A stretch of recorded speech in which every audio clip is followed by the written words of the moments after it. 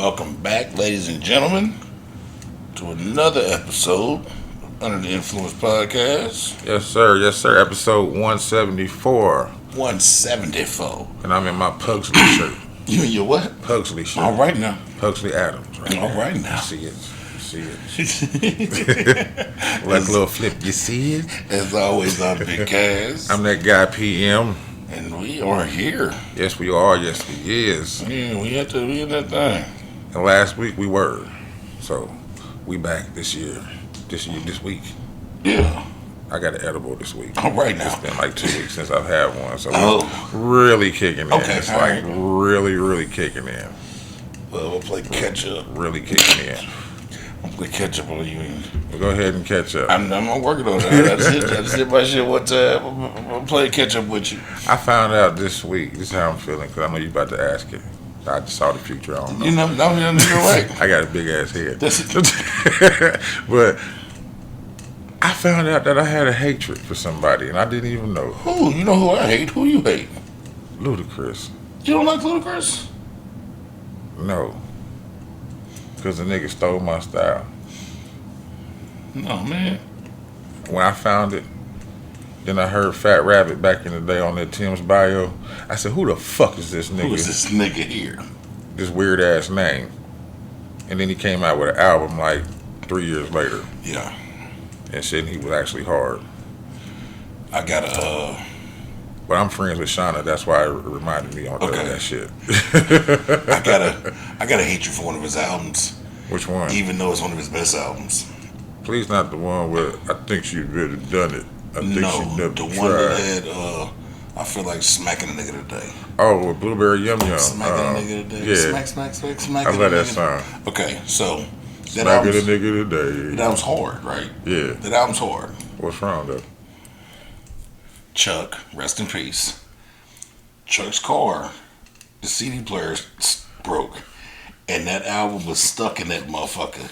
And it took me 4.5 months to get that album out of that radio. And this was pre me having a car. So I was riding with Chuck a lot. And every time I got in this motherfucker, we was smacking a nigga today. And everything else on that bitch for like a whole winter. That's fucked up. And the problem was, he was driving Pops' LHS. And Pops didn't want to put an aftermarket radio in the LHS. So, and at this point in time, those LHSs were really new. Yeah. So it was really hard. We couldn't find a head unit at like the junkyard and shit because they weren't really. Nah, they wasn't available. So Not yet. I finally tracked one down after 4 or 5 months and took it to Pops. Like, Pops, look, he gave me the approval. So we swapped out the radio. And then finally, we wasn't smacking a nigga today. That's fucked up. Then it got to the point where niggas was just riding in silence. Because if you turn the radio on, we'd hear the same 8 songs Yeah. every hour. If we hit the CD player, we can hear the same 8 songs every hour. Because we smacking a nigga today. niggas just in the car riding silence, quiet, just listening to the road noise. And I know what you're talking about because in my Pontiac, my radio started doing that with the ASAP Rocky disc. And I was like, what the fuck? So I know exactly what you're talking about. Oh, bad. And if I ejected it, it would take forever to play another disc. So I just left the bitch in there. This motherfucker stopped ejecting. We couldn't get that CD out. I get what you were saying. Could not get that CD out, nigga. The first thing that happened was the little digital screen on it went out. Mine So did like too. the time was gone. Yep, it was just red. It was just gone. Then about 3 weeks later, the CD player got stuck. We put that motherfucking CD in, and a couple of days, because it was when it first came out. Yeah. So we rolled for a couple of days to it because it was hard. Then it was time, Chuck shit was like Do or Die and Twister and shit like that. So right. we had Adrenaline Rush. Chuck's shit was Twister, Adrenaline Rush. So that was like his default CD. So when new shit would come out, we ride it there for a couple days. But then Adrenaline Rush is going back in the CD player. Right.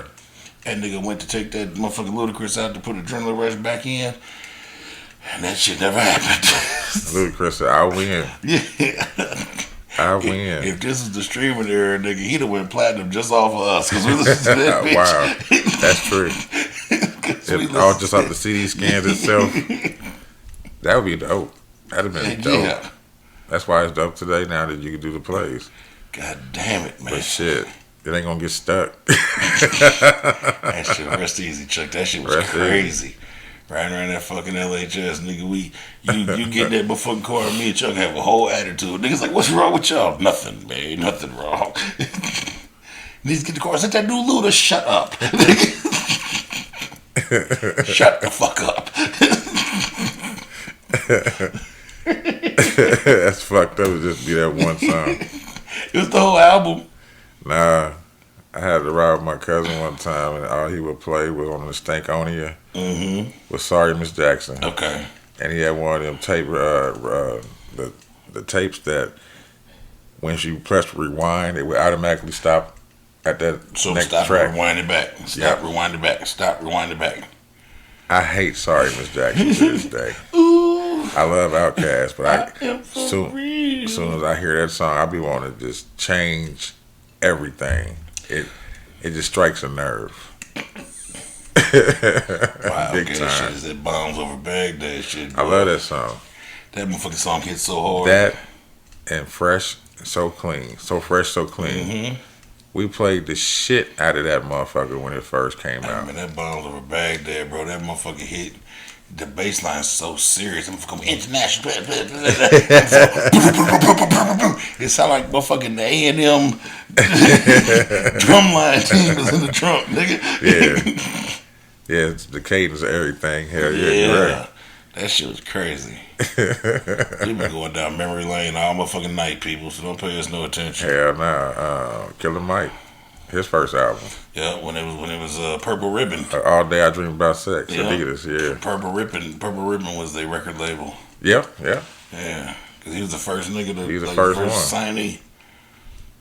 It's crazy. They never had too many more people off this shit. And you think as big as they was, but you know sometimes some artists don't make I thought Slim Calhoun was gonna do it. Blow up? Because he was hard. He was hard. Sometimes it just don't work out. Shit, you also don't even really know what be going on in these niggas' lives and shit either. They still be wanting to play in the street. I got nigga Drama. You remember him? Left. You know that nigga never got to see the success of that song. Why? He got locked up on his way to the album release party. And was gone for some years. He out now. Motherfucker just had him on TikTok at some little festival or something performing that song. For real? But nigga, he got locked up. I never forget it, nigga, reading that shit in like the source. He got pulled. He had a Lexus because he got the little album advance. Yeah. He was on the way to the album release party, nigga, and got pulled over, pistol case and some other shit. Nigga ended up going to the penitentiary.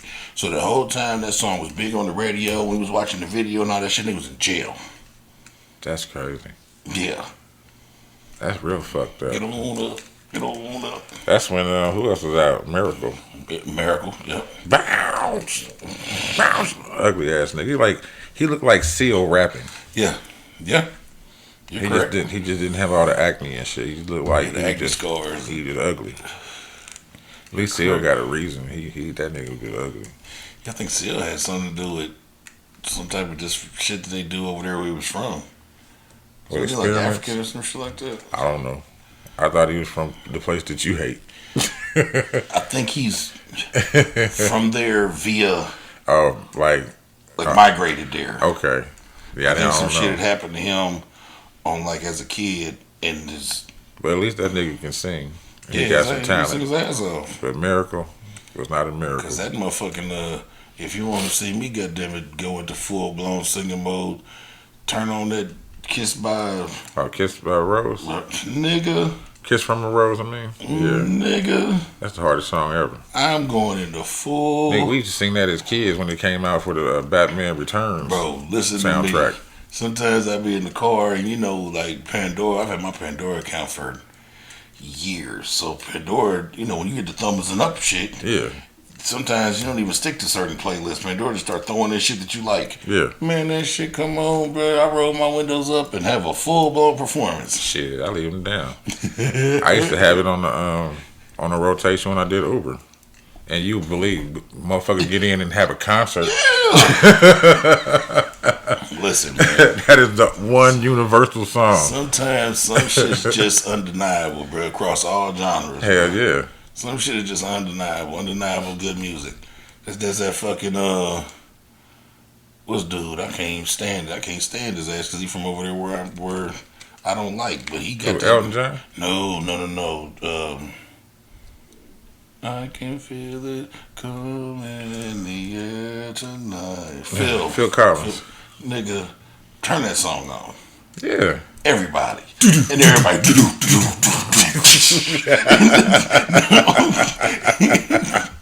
You already know. You want to watch a song Unite the Masses, nigga? Boy. Press play on that shit. Or that what's the one? The Living on the Prayer. Take my hand and we halfway there.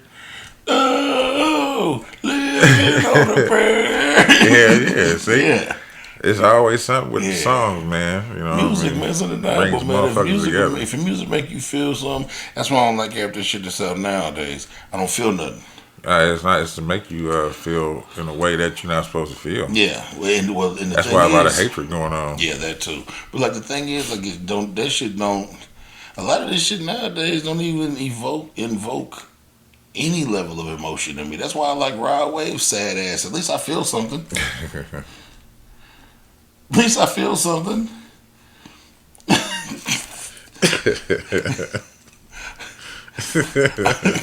I don't like the drill rapper niggas because I don't have no ops and shit like that, so I can't really relate on going out and sliding on niggas every single song. The newer rappers, a few of them still getting to money and talking about shit I used to like, nigga. But I remember like early 2000s on that shit, nigga. Like you throw on some Jeezy, bro. Like I had to go cook dope. Like I had to hit the block, nigga. Like that was like a hustling soundtrack, bro. Like it made me want to wake up and get to it. Like I felt that shit in my bones, bro. And now it's making niggas want to wake up and get to the pills, get to the drugs. That's another thing. That's how I be having a hard Get to time the listening to guns. shit. I'm not a dope fiend. I ain't got no ops. I don't want to slide on nobody. Scamming easy money. Yeah, and I ain't a scamming ass nigga. So and then the R&B niggas, they not even making no music to make you feel like nothing. I don't even know what the fuck they singing about anymore. Jacquees' little dusty ass just put out a fire album though. He made me want to go knock a motherfucker up. It's called Baby Making. And nigga, that whole album is like nostalgic R&B. Well, at least they ain't stalking no more. Yeah, you know they always gonna do a little stalking. They made too many emotional niggas with that one. They Niggas always was gonna do a little stalking and going after the ex-girlfriends like it ain't 100 million more girls out here in the world. They always gonna do a little stuff. Man, speaking of stalking, What and happened? speaking of R&B niggas, it just goes into it. I forgot to even write this down, but it just came out a little bit ago that Trey Songz beat up Jay Prince Jr., Jay Prince from Rap A Lot Records. From Houston? Yeah, JB beat up Jay Prince Jr., the son, the one that found Drake. Okay, apparently Trey had some broad in his room, or Jay Prince Jr. They call him Jazz Prince. Jazz Prince thought that the bra was in Trey Songz's room. Apparently, he had some pull at the hotel. He got a key to the nigga room and went up there to try and get his bitch back. Got in there, discovered his bitch wasn't in there, and they said Trey Songz beat that nigga down through the lobby. I mean, whose right is it? Oh, you came in my room. I got the right to whoop your that's ass. what I'm saying. And nigga, you know the game. Your bitch chose me. Don't come in here fucking playing with me, even if she wasn't here. I mean, he wanted to get it on some gangster shit, and I guess he took his gangster L. He's gonna have to get his get back now. And speaking of that, you see how everything just goes together? I ain't even write it down either, but Trey Songz just lost an $11 million lawsuit. Jesus. Which I'm sure he's gonna appeal, because it was one of them. He didn't show up to court, so they just ruled against him. Yeah. So I'm sure he's gonna appeal against it. But you know what it was for? No. beating the motherfucking mummy dust off of an off-duty cop because he tried to come into Trey Songz room and get his girl. The nigga girl was up in the room with Trey. The nigga came in there like flashing his badge on some off-duty shit though, like on some strong arm. Man, he said Trey beat that nigga up and down that goddamn hotel room, man. So buddy ended up suing him. He need to fight Jake Paul. Trey? Yeah. Nigga, I don't know why these motherfuckers keep playing with Trey. I don't know if you remember a couple years ago when he whooped that cop at that football game. No. Bro, the nigga was at a football game. Wasn't like a Kansas City game or some shit like that. Oh, it was an NFL game. It was an NFL game. It shit made the news. They was on that nigga. They locked him up and let him out that same night. The nigga was on TMZ telling his girl, "I'll be home in a second. Go ahead and start cooking dinner." The nigga went out on his private plane. Nigga, somebody said something out the way to Trey. The cops came down there and tried to break the shit up. The cop put his head on Trey the wrong way. Trey Songz choked that cop out in the stands. Damn. Full nigga. So you put hands on him. in the stands. Motherfuckers had the cell phone footage like, nigga, look at Trey Songz choking this nigga. That's crazy. Nah, I don't remember that. And the funny thing about it was, this was right around George Floyd-ish time. That's probably why I don't remember. Okay, so boom.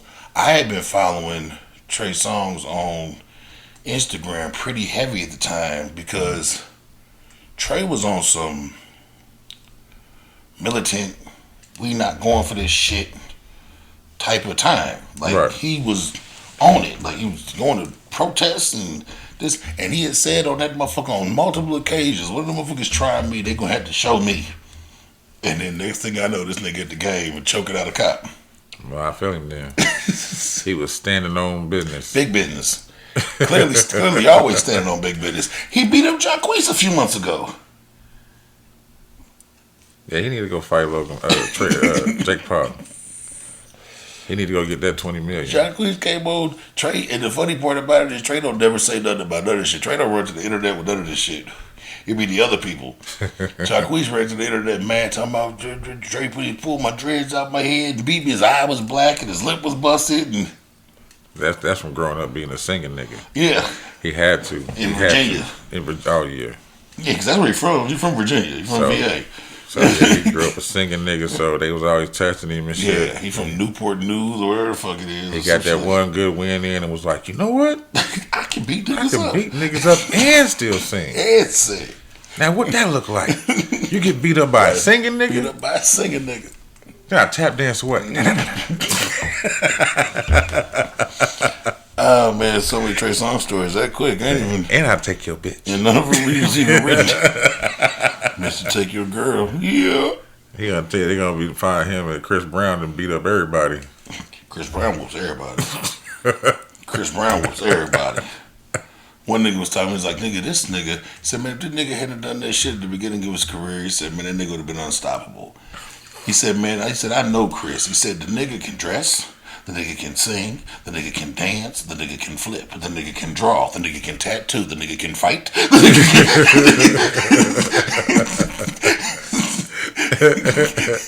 He said, there is nothing, this nigga said, the nigga can play basketball, there is nothing this nigga can't do. The nigga writes, he produces, he plays instruments. Like this nigga is. That's what's up. This nigga is crazy. Yeah, Soulja Boy didn't want no smoke. Nah, hell nah. I tell you who does want the smoke. Who? I ain't even got this wrote down. Nigga Shamar. Nigga, he trying to clock that nigga. Oh no. Because he got kicked off. He got kicked off that song. Oh, did he? It wasn't his song. Oh. He was the big hype on the song. Yeah. But it was the Girl Fendi song. Yeah. And he went around doing something or something like that, and then he didn't get paid for something, from what I've been hearing. He just pulled that nigga verse off. No, he got to talking shit to her. She's out. Watch this. Pulled him off and put Soulja Boy. That's why I said Soulja Boy. Put Soulja Boy on that shit. Big Soldier. And now he got a song called "I Want All the Smoke." Hey, you know it sounds special. You know it sounds special. Yeah, I'm saying especially then some chicken McNuggets and barbecue sauce, nigga. That nigga, I want y'all to smell. I want y'all to smell.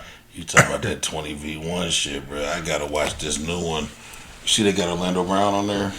You ain't watched it? No. Please. I just started. I thought we was gonna talk about that Bro, tonight. I just started seeing the clips yesterday. Nigga. I didn't even know it was Orlando Brown and Woody. Nigga. Watch the whole hour. Bro, I got to. It's like a fucking stand up. Bro, I got to. A lot of them, like, I'd be like, man, I might watch it. No, I have to watch this one. When I seen it drop, it was an hour. I was like, yes, I'm watching this. I ain't got shit else to do. These two niggas together. Bro, Orlando Brown is so out of pocket. Woody was like, what the fuck is going on? He didn't know how to deal with him. He didn't know how to deal with him. That woman, Grace, he got the big old mouth for this big old dick. No, he told the one girl. He threw a bloom up. And Woody watched it come down, and Orlando was like, "Pow!" And he said, and then, what's his name? Skinbone. He was like, why? And he said, cause she looked like a whore. And then he said, where's R. Kelly at when I need him? Nigga. Watch it. Please watch it. He laid down, told that one girl to sit on his face. So now put it right here. Yeah. Watch it. No. So you ain't seen the Burlington clip? No.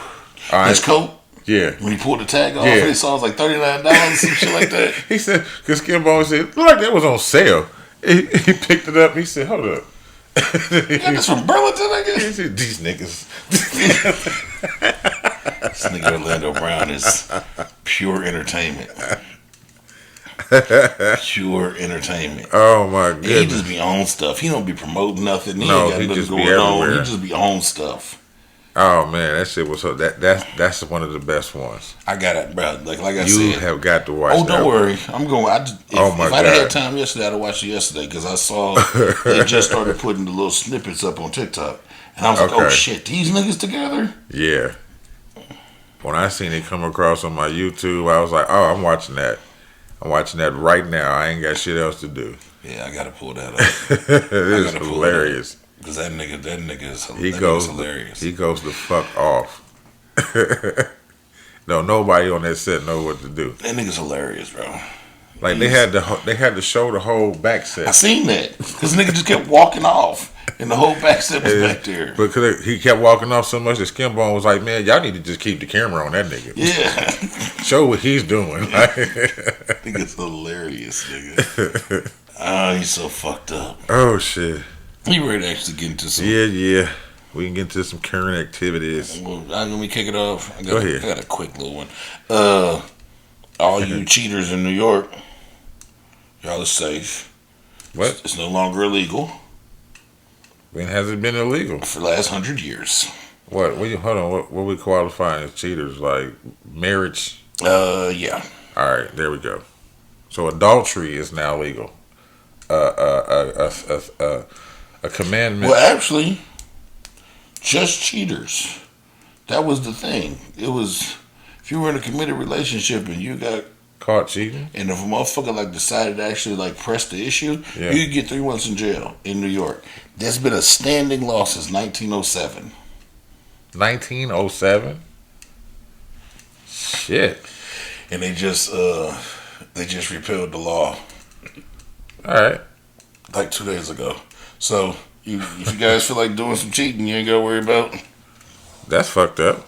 Yeah, I don't even think I never knew about that one. Yeah, I don't think nobody else knew about it either. That's one of them laws that's like driving there, but nobody enforces. Yeah, like driving a red car on Sunday. Yeah. Or like here it's technically illegal to not have $1 in your pocket. For real? Yeah, it's a law. Damn. I don't know why, but it's one of those laws that. It's one of those laws that nobody. But I think it's important to they just repealed that law. That was lock up bums. Yeah, but I think it's important to repeal shit like that because even though hold it against you, if a motherfucker feel like being an asshole, bro, they can pull it out the woodwork. Yeah, out the back of their pocket and try and. That's fucked up. Yeah, I remember one time motherfucker pulled me over, and I got locked up. I didn't have no license, and at the time they weren't locking people up for suspended licenses. because the jails was overcrowded. Right. This nigga wanted to lock me up so bad he pulled the fucking curfew law out his back pocket that no one was even enforcing and locked me up on the curfew. I got the motherfucking jail. They was like, the curfew? I was like, nigga, I don't know. They was like, you're 17. I was like, nigga, I'm telling you, I don't know. Like, I was on my way home. Yeah. Shit. But that's the thing, when them motherfuckers won't too bad enough, they can dig through some shit and that's crazy. And find a reason. If they can find a reason to lock you up, they can find a reason to search you. Or they can find a reason to search you. Anything they find on you is probable cause. And so it's a whole. So shit like that needs to go away. If a law ain't being used no more, take it off the books. I feel you. I'm gonna do a. Actually, it's two of them. I don't know the guy's name, but I know the lady's name. This is 113, and they both 113. That's what's so crazy. They both died. That's how old they are? Word, yeah. Rest in peace. Says the second oldest person in the U.S. has died aged 113. It says her 4 secrets to long life, including not having kids to avoid stress. But her name is Herolda Sinhouse. That's a 113-year-old name. Yeah. Born in 1911.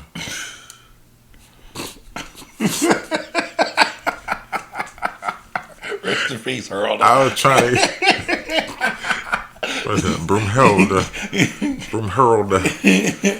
It says, born in 1911, she appreciated 3 things about 2024, which was the electric lights, indoor plumbing, and having a black female vice president, which that's a lie. She didn't see that. But anyway. She saw a woman with some color in her body, but she wasn't a nigger. Nope. She said Stenhouse died at age 113 on Saturday. She lived in Wellesley, Massachusetts. She worked as a housekeeper and nanny for white families and faced racism, including being denied the opportunity to study nursing. She founded the Boston Click Club, or the BCC, a group of dancers and musicians who... The what? BCC. Big Click Club. I was going to say the Big Kuchie Cartel.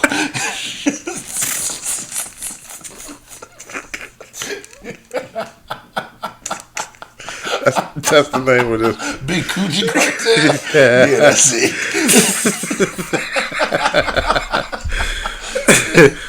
You're spelling that with a K. Yeah, spell it with a K so it don't get flagged. But it says she worked as let's see. Founded the Boston Click Club. So a group of dancers and musicians, not magicians, who raised money to help educate black students in Boston. She said, "I never thought I'd see a black woman vice president," which you didn't, which was amazing, and I'm so happy. That's her perspective. She did say a woman of color. Yeah, she did. Stenhouse just call her black. That's what white folks do. Yeah, you know. It's the first time white folks ever said somebody wasn't black but looked black.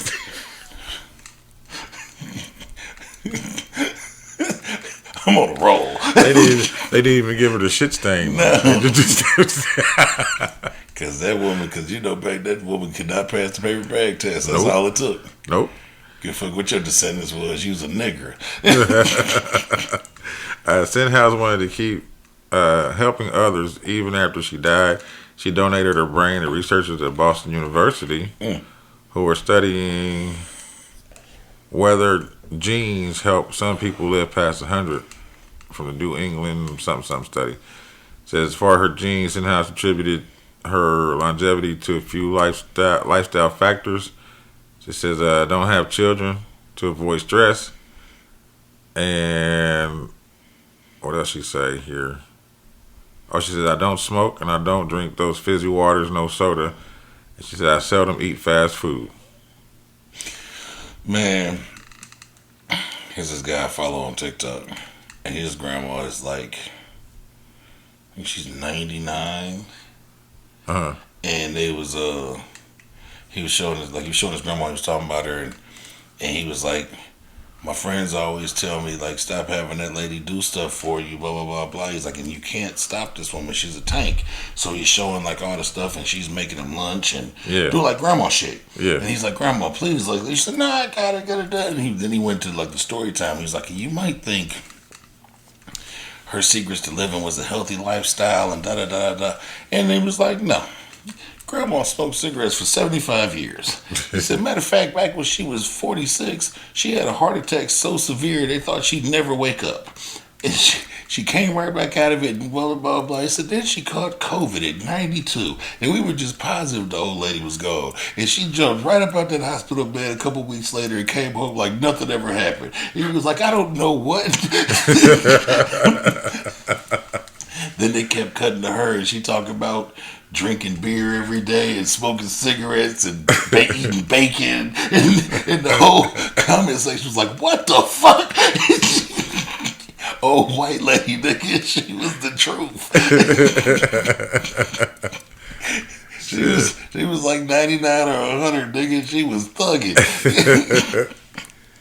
I'm sorry, but everybody's in this Tubi movie. This is in the Tubi movie, but this is a show. Oh, okay. It's called Z Nation, and it was knockoff. It was knockoff. Fear of the Walking Dead. Yeah, I remember it. It was knockoff Walking Dead. I mean, because that's the new guy. Yeah, it's DJ Wells, the DJ or RG Wells. Yeah, from Hustle and Flow. Yep. Yeah, he's in a lot of movies. He's also from Road Trip. Yeah, that's what I was going with it. Yeah, my mama used to watch this shit. My bad, y'all. The TV's playing in the background, and it was on Tubi, and Tubi just starts playing stuff. My mama used to watch knockoff Walking Dead, and I was like, Mama, this show is terrible. She's like, I know, but I like it. But it is interesting. Yeah. But let's talk about some other gangster shit or dummy shit. What happened there? Well, dumb all the way around on everybody. Chicago man was charged with having a loaded gun inside Cook County Jail. How? He had been there for a week and turned the weapon in as he was being outfitted with an ankle monitor. He was about to be released. About 2:50 a.m. Wednesday, a probation officer was preparing to place an ankle monitor designed to track curfew compliance on Johnson's leg, whatever his first name is. When Johnson popped a question, he said, "Can I surrender something?" he asked officials. Before the probation officer could reply, Johnson reached into his right pants pocket, removed an ammunition magazine, and put it on the table. He then went into his crotch area of his pants and pulled out a black and silver Taurus 140 handgun with 7 live bullets and placed it on the table too, according to the criminal complaint. He has since been rebooked for the weapon possession and is being held without bond. So what, do they watch him change clothes on the way home or something? I don't know why he turned it in. That's what I'm trying to figure out. Because he could have just, if they was about to let him out. He was a fucking billionaire in jail. He didn't realize it. He had been there for a week. With a pistol. Jesus. I'm glad nobody fucked with him. This one is called... He's tripping. I'd have took that gun apart and I'd have put a piece here, a piece there, and trash cans all around that motherfucking jail. Before I turned it over. Yeah, I'd have wiped my prints clear, and I'd have had that. If they'd have found that motherfucking in pieces, it'd have been the mystery of the century. They'd have been trying to figure out where this motherfucker came from. Boy, that's crazy. Damn. I'd have been trying to flush that bitch and everything, nigga. Because the thing is, if you got caught with it, if you managed to get it in, because that's what I'm saying, they didn't pat you down good enough. You need to get it up off you. Because you successfully avoided the pistol case. Yeah. You need to get it up off you now. This nigga just had to, can I turn something in? Nigga, that is not... And now you was on your way home. No, getting ready to leave out. No Burger King for you. No pussy.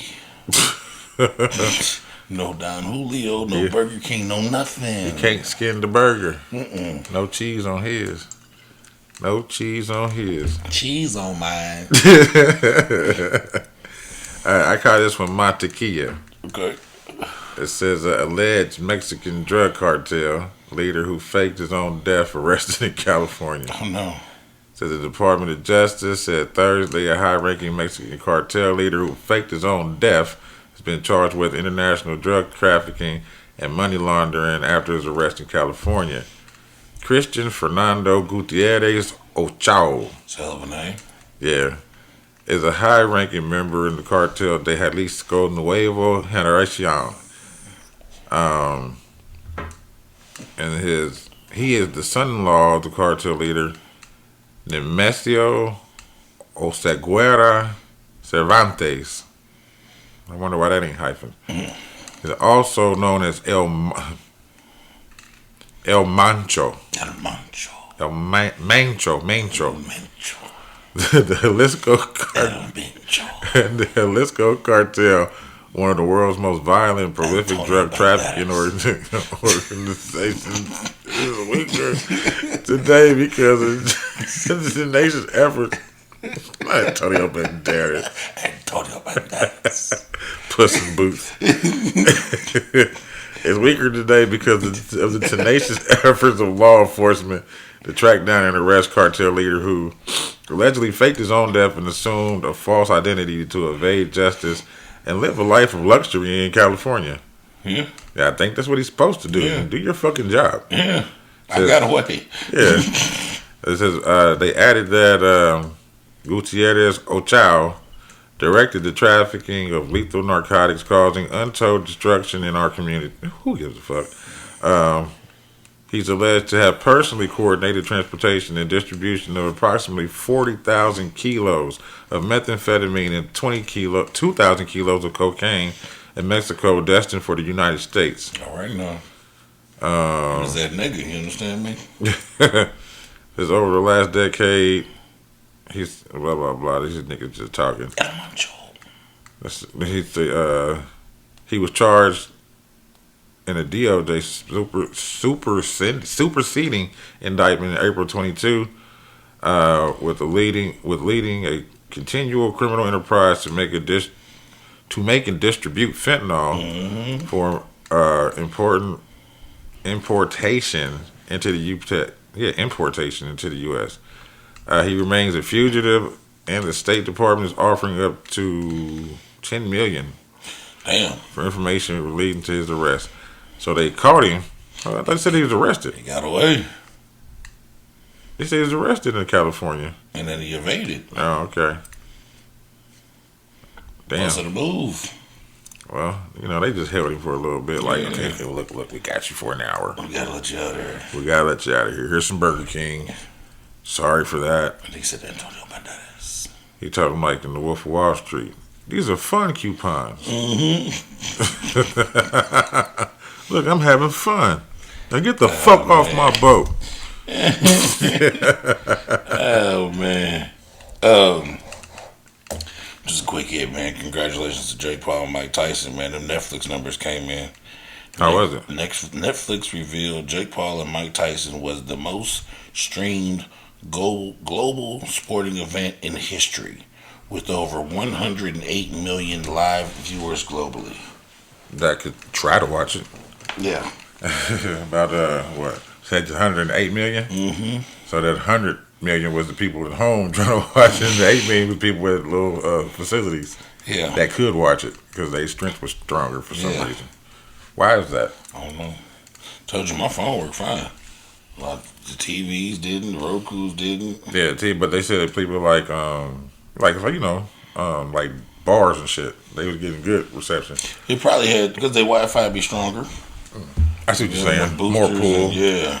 More pull from that tower. Mm-hmm. They should be stronger. Because like when I told the Wi-Fi guy here, when I was getting that shit updated,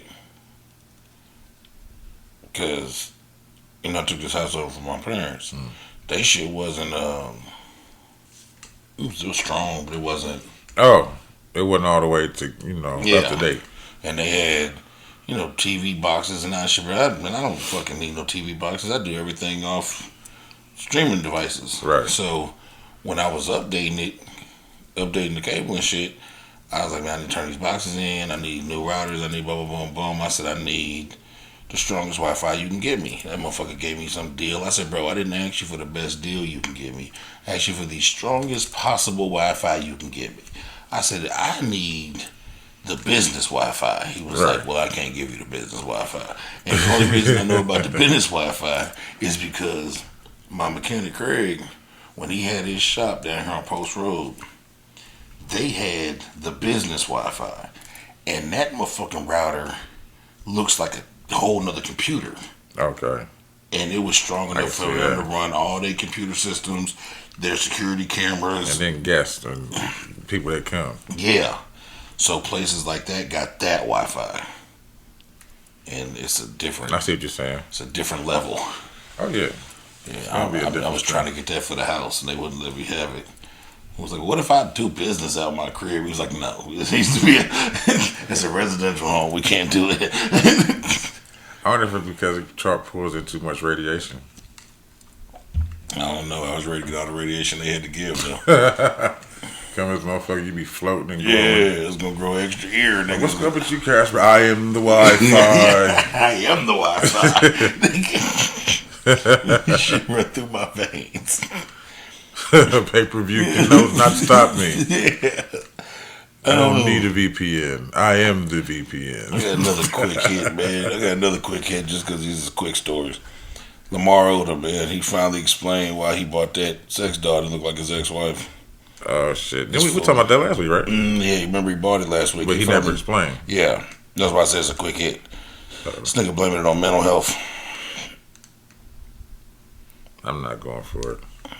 This nigga said when you're really thinking about it, it's a doll. But then you think about mental health and how important that is. A sex doll that looks like your wife is about mental health. Odom also admitted that the decision may seem sick, but added, I think we're all a little sick at times. Maybe a little off, maybe a little weird, but it's okay.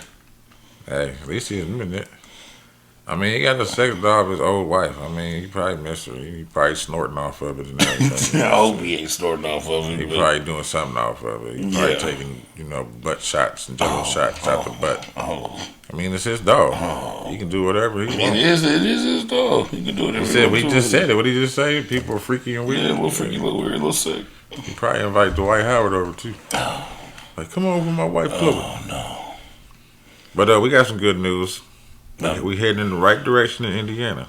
We got that Hoosier support. It says survey shows support for legalization in Indiana. Marijuana reefer? Yes, sir. It says an organization pushing for the reform of Indiana's marijuana laws released results of a survey Monday that showed strong support for the legalization of pot in the state. Let's see. Oh, they hired, it says the Safe and Regulated Indiana hired Causeway Solutions to conduct the survey, which includes responses from 1,252 registered voters in Indiana between October 30th and November 3rd. The results show that 70% of voters in Indiana support marijuana legalization for adults over the age of 21, with 49 strongly supporting it. 58 of that percentage of voters said they would be more likely to support their legislator if they voted for marijuana legalization, with 39% being much more likely to support their state legislator because of it. So, yeah, I mean, everybody around us now has it. Yeah. So we need to get on the ball. Cause I'm gonna be that blank. Man, I got a update on a story we told on here a while back last year. Remember when that lady shot that woman through her front door? It was down arguing. Yeah. The old white lady shot that black girl. I just seen the body cam for that. Oh, did you? Mm-hmm. Well, she was just sentenced to 25 years. Nah, they didn't have that information on there. They said it was still ongoing. I was like, I know that's familiar. She just got sentenced, like earlier today or yesterday. Susan Lorenz, sentenced to 25 years in fatal shooting of neighbor A.J. Owens through locked door.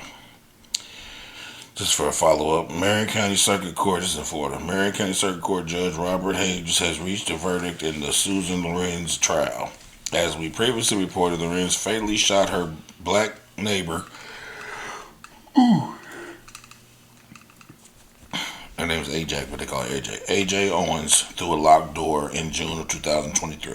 The 60-year-old faced up to 30 years in prison. However, her defense lawyer told the court she deserves less than 11 and a half years minimum.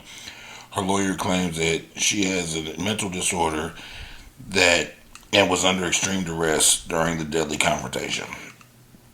Lorenz was sentenced to 25 years in prison, which Judge Hodge said, "I find that the shooting was completely unnecessary. In this case, Ms. Lorenz was behind the door was locked. In addition, Judge Hodge said he couldn't see his way clear to letting her off with probation as the defense had asked." So he just wasn't going for none of that. Yeah, she did shit on purpose. Yeah. She wasn't Cause scared for her life. You remember the whole thing started because it was her daughter or something. she had done some foul shit to that lady's children when they was out there playing, and the lady went down there to confront her about what was going on with her kids. And when she was knocking on the door trying to have a conversation with her, she just shot her through the locked door. On some bullshit. Yeah, so she got 25 years. So good riddance, Susan. Well, I got to follow up too. Bitch. Everything's coming in alignment tonight. Okay. This is my last one for current. I got a few.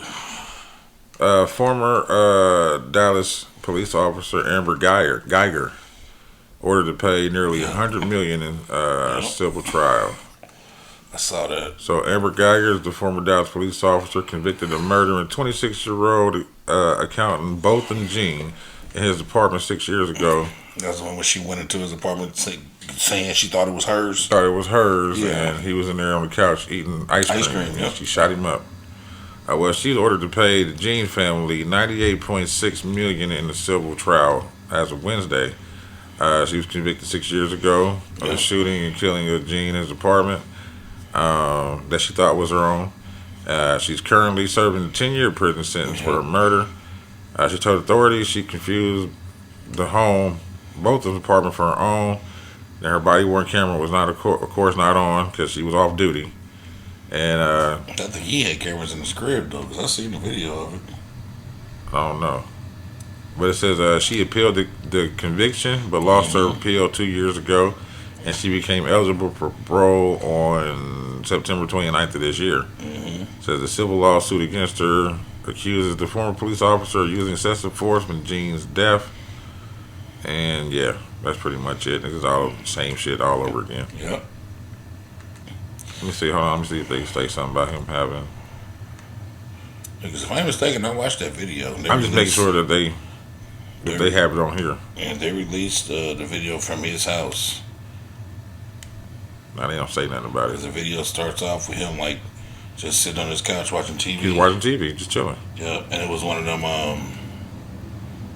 Like it wasn't a big apartment, so like the camera was like how my camera is over there, just in the corner. Right. And it caught like the whole shit, but like it didn't catch her till she like came all the way in the apartment. Like it heard the gunshots and she came in. Like it was bad. It was bad. Terrible. Should we just talk more about Netflix? If you are a subscriber to the WWE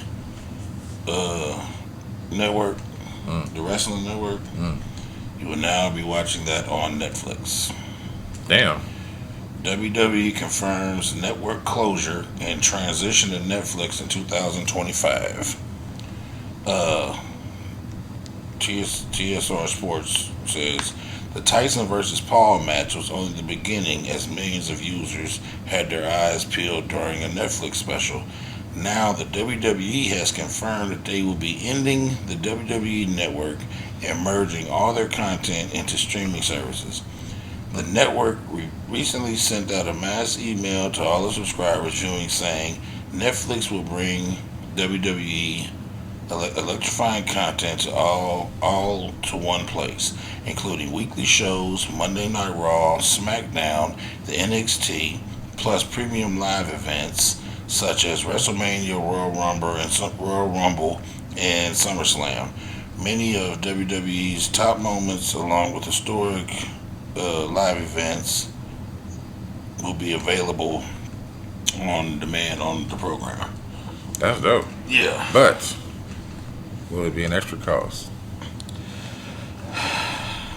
Because I mean, this Tyson and Jake Paul fight, that was just a tester.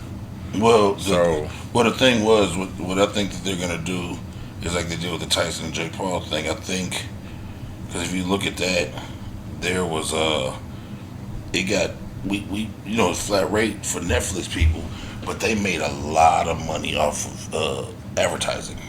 okay, Like if you looked at that fight, Celsius was everywhere, Bud Light was everywhere, yeah, Meta was everywhere. yeah, Like, Meta was everywhere. and people paid a lot of money to be. That's true. So you think that's just what's going to even it out? Yeah, They're not going to get greedy and be like, well, we're going to need. Well, I mean, if they do, they won't get it from me. Because I just don't care. But and they've already raised Netflix enough times. Yeah. For me, recently, to where they better not raise up another goddamn nickel. When they first started, it was like what, $8.99 a month. Where I pay. Same with YouTube. Now it's like $13.99. I pay like almost $40 a month for Netflix.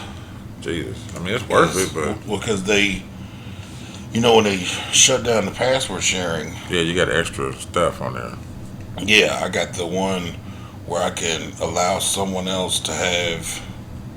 Well, access to your account. It ain't even access to my account. It's their own account under Right. my email. Right. So like when I'm at their house and I pull up their Netflix has nothing to do with mine. Like it don't show recent, but they don't have no access to like the one here where I got like the different profiles for me and my kids. Right. And they don't have no access to that. They got Just their own. Just their own. Oh, that's dope. But it's underneath my bill. And it's like an extra 10 on top of whatever the monthly normal thing is so they can have Netflix at their crib. Man, I had Netflix for free for like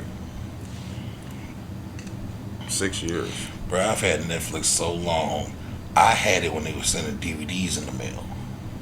No, I mean I get that, but it was still in my ex's name. Up until 2020 is when they canceled The it. freebie. So whoever stopped paying the bill, The I'm mad at freebie. them. I had Netflix in my bedroom at my apartment. I lived in Fort Harrison for like 2 years for the free. I had bought a smart TV from somebody, They still had their and then account on Netflix was logged in, and I just never logged out that motherfucker. Wow. And I just didn't. Wow. I didn't have it in the front room. You wanna watch Netflix? We gotta go to the room, baby girl. You wanna watch anything else? We can stay up here. And this was back when like smart TVs was barely like even a thing. Like you got Right. on your streaming off like the Blu-ray player and shit like that. And the guy bought the 32-inch. Just let you know how long ago this was in life. Like right now in my room, I have a projector, my whole wall of the TV. And this was I'm at a 32-inch Vizio in my room that I had bought from a nigga that I worked with, and he had got it from somebody else because he was doing one of them things where he was like buying shit and flipping it, Yeah. like buying like those. Trading up. Yeah, and I had bought two 32-inch Vizios for him. But rest in peace, Chuck. And then I gave one to Chuck, and I kept the other one. And that motherfucker, I hit Netflix to log into. I think I was gonna use my mom's Netflix. I had Netflix to log in, and when I hit that motherfucker, it just popped up. I said, "Oh!" Well, hallelujah. I said, "Well, hello there." You got 2 years, nigga. I ran out that motherfucking Netflix, nigga. Yeah, I remember my son tried to put his name on there as a whole nother, so he could have his own little. I said, His no. profile. I said, no, we're not doing No. that. No. This This is free. yeah. This right here is free. Don't do that. I don't know who's seen that. I had somebody until a couple months ago. I had somebody's Peacock login, Oh, and I don't shit. even know whose it was. And so I used to go on there, and it would have like the nigga whose name it was, and somebody else's name, the one that said guest, and I would just always go to guest. That way they don't see nothing. And then they changed the password on me one day, goddamn it. So I had to start my own Peacock account. God damn it. That's fucking crazy. No. They ain't changed their password. They ain't paid their bill. I got on there and the motherfucker told me that the bill needed to be paid. I said, well, log out. And I'm just going to sign in as new customer. Let me start an account. I really like what you got going on here. I'm glad I got the trial. And I'll pay for it. I just had the option not to. And I'm always going to go with that if it's available. At all costs. Yeah. I don't know. I mean, did you watch the fight? You saw Mike had his ass out during that interview. Did you see that? No. Okay, so you didn't see that part. No, I didn't watch like none of the commentary, none of that. Okay, so in between the prelim fights, they were going back to the locker room and talking. You talking about then? Yeah. I seen some of that, when he was back in, Okay, so did you see he had his whole ass out? No, I didn't pay, no. Okay, so Mike was doing the interview, and when the interview was done, Mike went to walk away, and the camera probably should have cut off because he was done with the interview, but it didn't, and Mike had his whole ass out, like he had on a jock strap. So all he had was the strap? He had the strap going around the waist, and his cheeks was out. Well, stripper places offered Mike a 6-figure deal to put his cheeks on stage. They want to see them 60-year-old cheeks. I know Mike ain't going, but they threw the offer out there. Mike Tyson offered 6 figures to flaunt his buns at a male review after Netflix mishap. Damn. That's crazy. The story says, if you recall, Tyson's backside was on full display during the pre-fight preparations. Following the viral moment during the November 15th fight night on Netflix, the legendary boxer was caught the eye of an unexpected admirer. Las Vegas's King of Hustle male review. They've now invited Mike Tyson to star on their show. TMZ Sports reports that King of Hustles is proposing Mike Tyson a whopping $125,000 to host their holiday bash. However, he would need to show up semi-nude with his cheeks out. Y'all think that's enough for Tyson? I know they just fucking around, but we've been in the business of entertaining and pushing boundaries for years, and we think Mike Tyson's playful side is exactly what our cowboy Christmas party needs, states King of Hustlers. Hey, he probably will do it. I mean, he was in what's in the movies? The Hangover. Yeah, he probably do it. And it's in Vegas. Mike live in Vegas. He might be able to. He might want to wiggle his cheeks a little bit for. I tell you what, you offered me $125,000. I put on them pants Prince used to wear. I come out there with the chaps on. You understand me? We're gonna be chups. Yeah. Them ain't gonna be chaps. Yeah. Chups. Yeah. They're gonna be chup your ass, nigga.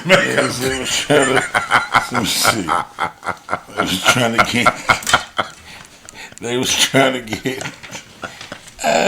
trying to get them cheeks. He probably gonna do it too. Just to fuck around and do it. Yeah, I wouldn't doubt it. I got a few more current, so we're gonna do this last one. Then we're gonna run a break. Cool.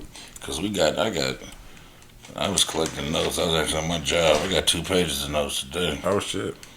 All right, this is a good one to run off before we go on break. Shocking allegations. PETA claims Butterball workers have been fucking turkeys. They've been fucking the turkeys. That's what they're claiming. I ain't eating no turkey this year. Everybody don't watch their turkey. We got semen on it.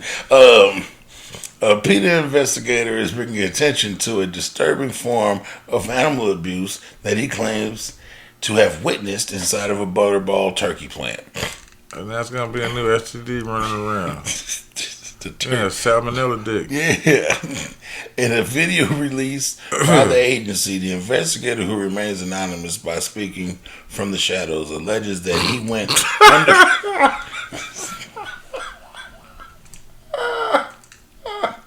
I can just see a motherfucker with a trench coat and a hat. Fucking turkeys. Niggas is fucking turkeys. Just take this video. Meet you on Friday in the parking garage. The Neighbors in the Shadows alleges that he went undercover at a plant and witnessed employees sexually assaulting turkeys before they were slaughtered. One guy humped a shackled turkey one day. The other time, another I'm trying to hold it in. No. Why did they say it like that? humped a shackled turkey.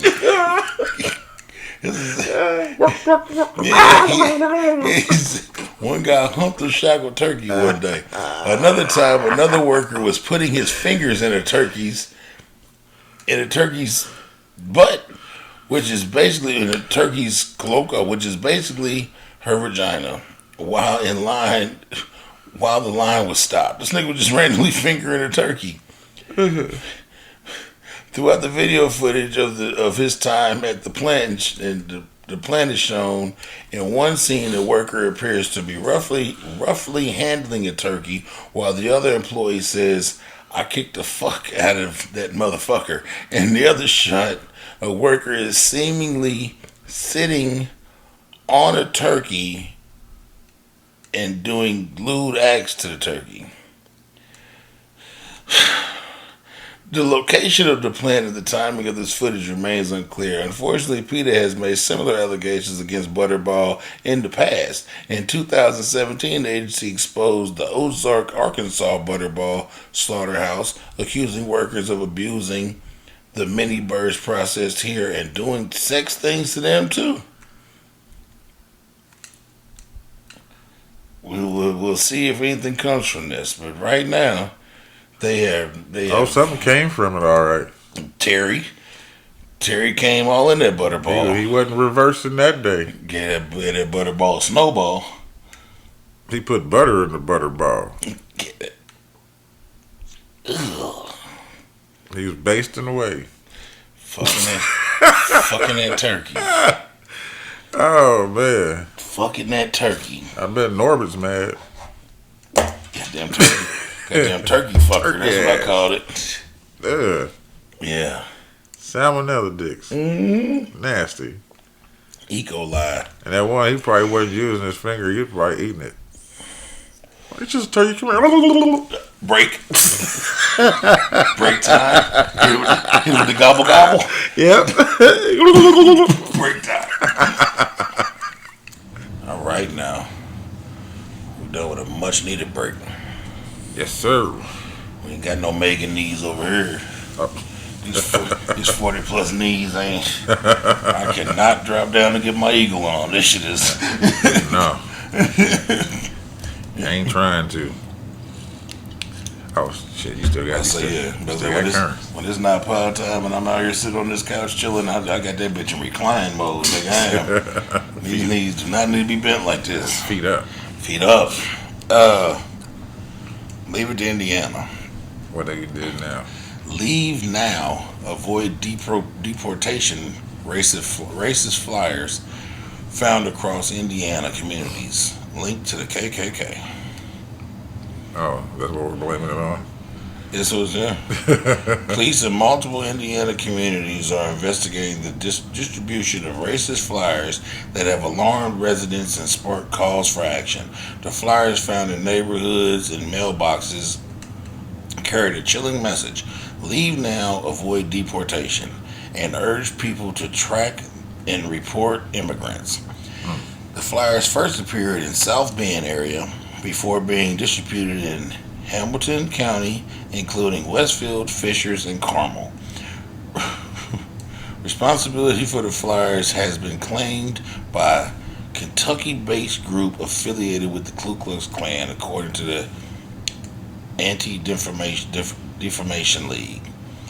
Jake Cruz, a spokesman for the ADL, warned that this is the type of hate propaganda is becoming increasingly common in central U.S. states.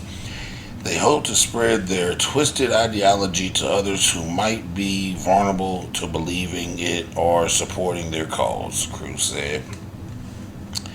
He added some states, such as Illinois, have addressed similar incidents by enacting littering ordinances to penalize the distribution of such material.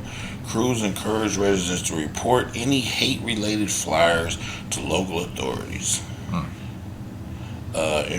Rich Trotter, director of Indiana Landmark's Black Heritage Preservation Program, believed the flyers are systemic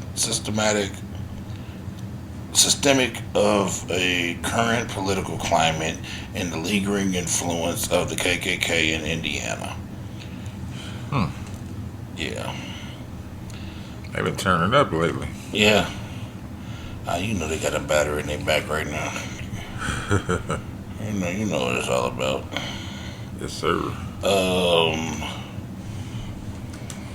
Oh yeah. This is one of my dummies of the week. What happened? I wanted to give him fecal because of what happened, but I don't think it was intentional. It was just really stupid. So he's not gonna get dummy. He's not gonna get fecal. He's just gonna get dumb of the week. 4 children headed on vacation killed after uncle stops on the highway to photograph Florida welcomes you sign. He did what? He just stopped on the highway. And did what? And took a picture of the Florida welcomes you sign. You know, like we leave here is welcome to Kentucky, welcome to. Yeah. He just landed on his brakes and decided to take a picture of the Florida welcomes you sign. What the fuck? On a 70-mile-per-hour highway. He didn't pull over, none, just stopped in the lane. Damn. And subsequently got rear-ended and a bunch of people died.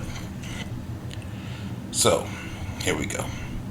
A New York man is behind bars after allegedly causing a crash that killed his niece and 3 nephews during the Florida vacation.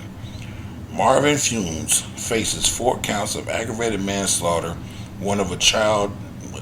four counts of aggravated manslaughter of a child, and driving with a suspended license causing great bodily injury. The Florida Highway Patrol announced, according to authorities, Funes drove his girlfriend and 4 children, ages 10, 12, and 2 14-year-olds, on July 2003 road trip from New York to Florida at 4 a.m.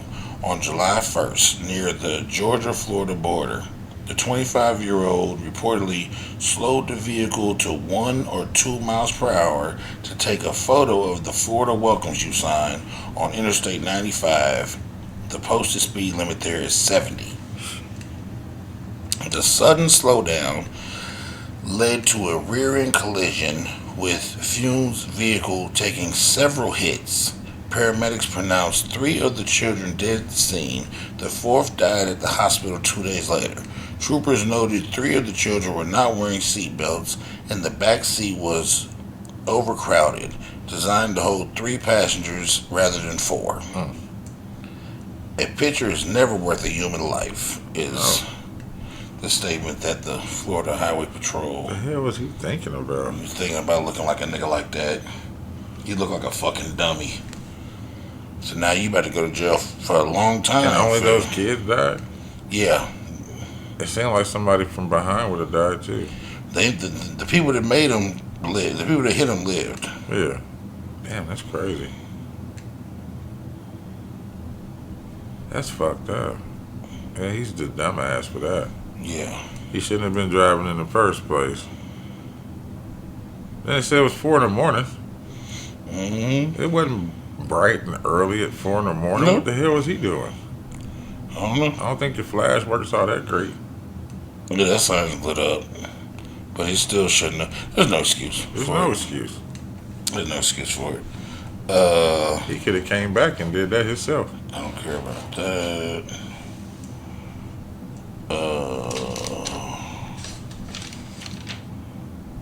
Oh yeah. Diddy is tripping. What? Diddy is accusing prosecutors of editing the Cassie assault video where he beat her up in the hallway, of editing it to make him look violent. No, nigga. You punching that girl and dragging her down the hallway made you look violent. There ain't enough editing in the world. Nah, they just need to do what they need to do with him. It's gonna be hard. It's gonna be hard. You got too much money. Yeah, he got money. You got too much money, and they can't. And it's not like a. It's not like a drug case, Right. Because you know, with like a drug case, they get these kingpins and things of that nature, and they can tie up all their funds. Yeah. In allegations that saying it came from drugs. Yeah, you can't tie up his funds. It all came from hard work. Yeah, you can't tie up his funds. So he just got the money, and he got the money to do. Cause you know they said that they mad at him right now because he's like running the jail. Yeah. He's buying motherfuckers out. Yeah, he's buying anything and everything he wants to. He got motherfuckers doing all types of. Say he got niggas in there fighting to make his bed. He goddamn it, he's depositing 10 bands in niggas' accounts to make sure his cell is clean and shit like that. Oh well, shit, yeah. And he's doing that's the one thing that they're really mad at. He's doing, you know, when you in jail and you make phone calls, they track your phone calls from your account. Your account or like your ID number when you put it in there. You know, you put your ID number in there, and then like in prison, sometimes they'll have like numbers that are on your call log that are approved, and you can call them. So they'll track your ID number, and that's how they record your phone calls. Well, he's been buying other people's time and making phone calls on their shit so that what he's saying isn't being recorded as him. Right. You know, this is a good workaround. That's funny. So basically, y'all got a billionaire sitting in jail who still has access to all of his money. He's gonna do all types of shit. And they worried about them inmates. I wonder what all them goddamn COs is doing for them. Because I done seen niggas with street money get COs to do crazy shit. So what they doing for Diddy? Yeah. Cause they brushing his teeth. Nigga, rest in peace. Well, not rest in peace because he's fine. But my nigga who I'm about to speak about, he's in jail forever. So I ain't gonna say no names. But long story short, back in them days, we had a homeboy. It was my homeboy, but it was my guy's cousin. And he was in jail.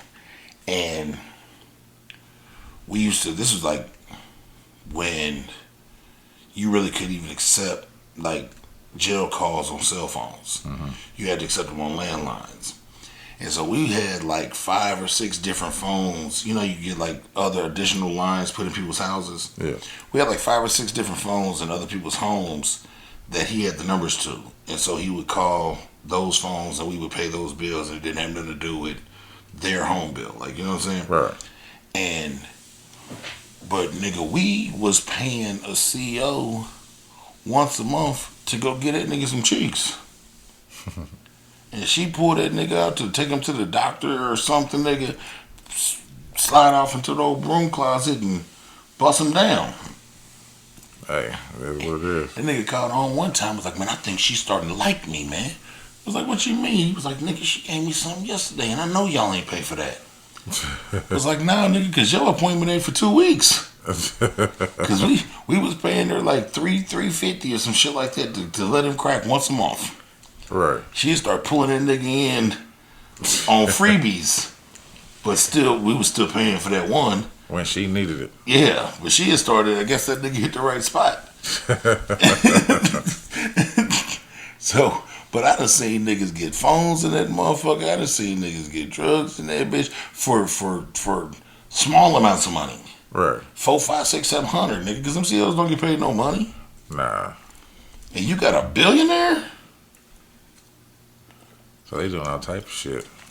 But they said they got niggas fighting over who's gonna make his bed. It's Tyler Diddy. Yeah. Fight Club. There is no Fight Club. That's a great movie. Tyler Diddy.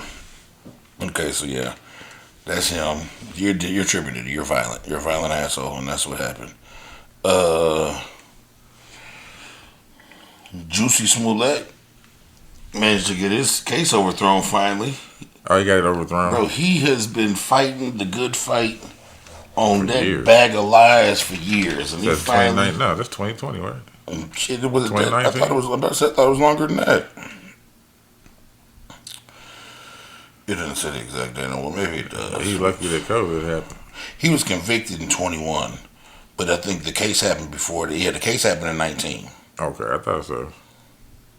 It was like late 19, right? Yeah. Okay, so boom. And I know his name isn't Juicy, but that's what I call him.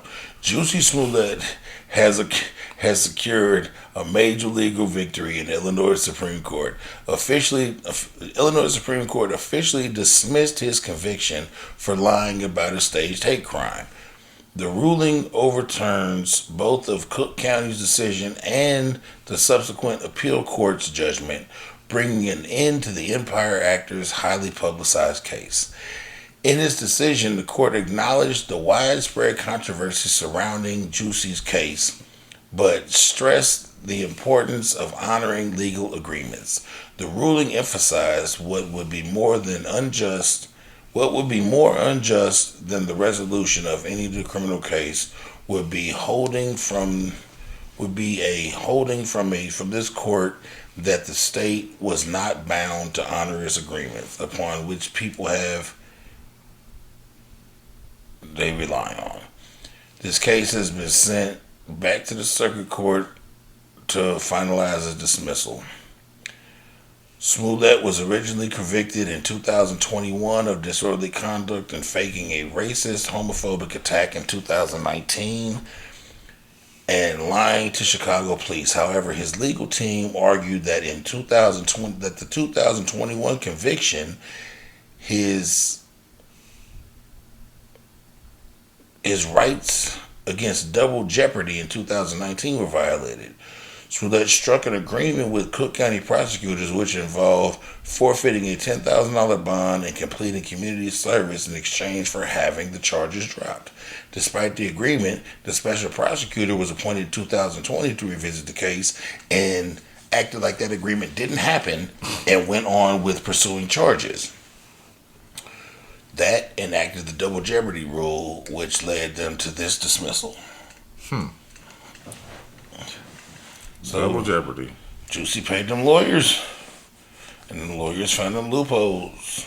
That's what they get paid That's for. what they get paid for. So good job, Juicy. Even though... Now you go pay them African niggas for Yeah, doing the that. African niggas that was your little boyfriends. They had that nigga on a spigot, on a spit roast. Yeah. They had Juicy on a spit roast. And they had him tied up. Them Nigerian niggas was turning Juicy every way but Sunday. It was everywhere but Subway. Yeah. That's the only thing left after they got done with it. Oh, goddamn, Juicy. I gave him the churro. Oh, Juicy. Oh, Juicy. That might be it for my currents, because I don't care about the other stuff that I had in my phone. Okay.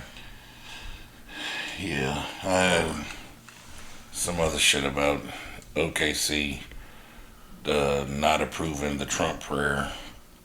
Oh, yeah. I don't know what that is. They got passed some law. And then I had some other shit. Drake's lawsuit. For what? Drake is suing UMG for what they did during this beef with the Not Like Us song. What they do?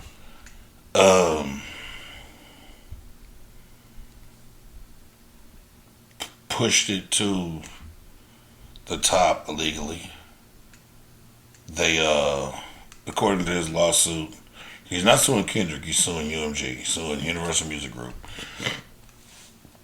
which he's had some beef with for a while now, even though he signed through them to distribution, but he's kind of like locked into it. But he's alleging that they,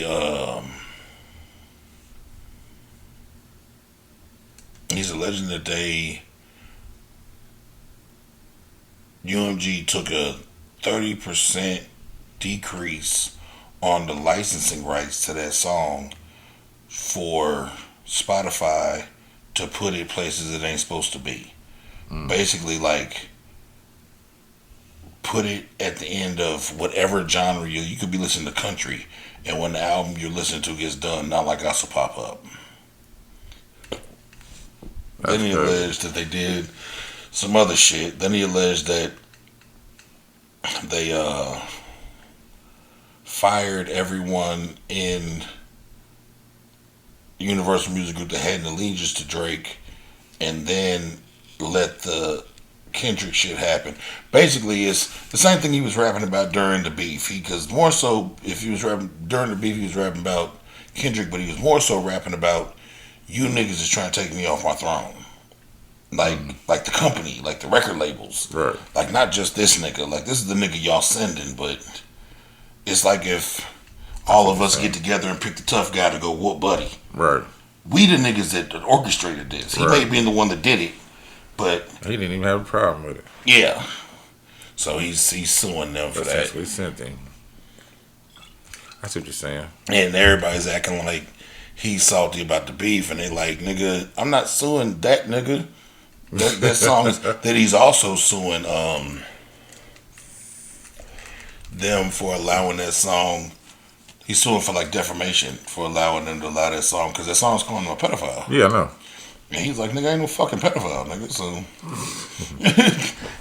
and you niggas took a song calling me a pedophile and shot it through the moon, nigga. So, he's like, he's suing Kendrick. He's like, nigga, I'm not suing Kendrick. I'm suing these people. You know how they got to spin it, though. Yeah. But, it's actually like a big deal for if niggas will get past the, oh, he's mad because he lost scenario. Because if this is what they doing with people's music, this shit is... That shit's trash. Yeah, and he's also suing, saying that and they have proof of that. They talked about that a little while ago, that they had the bot farms running up the streams on it. And yeah. Like they said they had like 30 or 40 million streams already botted before anybody even heard the song. So like the second it touched, it had 40 million streams. Damn. Yeah. They was playing wicked games. And he's suing about it. That's fucking crazy. Yeah. Quick hit to... we can get 1 million just one time. Facts. Quick hit real quick. The University of Texas, this is just dope, and I don't know why they're doing it, but I think more universities should. The University of Texas has announced that students whose families make less than $100,000 annually will receive free tuition and all fees will be waived.